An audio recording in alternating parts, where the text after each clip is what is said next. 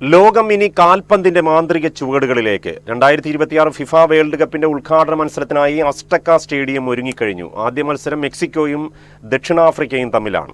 ലോകകപ്പിന്റെ 23-ാം പതിപ്പിന് ഇന്ന് തുടക്കമാവുകയാണ്.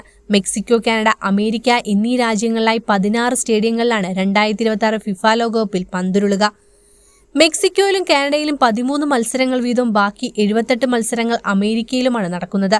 റൗണ്ട് ഓഫിൽ 32 ആയിരിക്കും നോക്കൌട്ട് മത്സരങ്ങൾ ആരംഭിക്കുന്നത്. കേപ്പ് വെർദെ, കുറസാവോ, ജോർദാൻ, ഉസ്ബെക്കിസ്ഥാൻ ടീമുകൾക്കിത് തങ്ങളുടെ അരങ്ങേറ്റ ലോകകപ്പാണ്.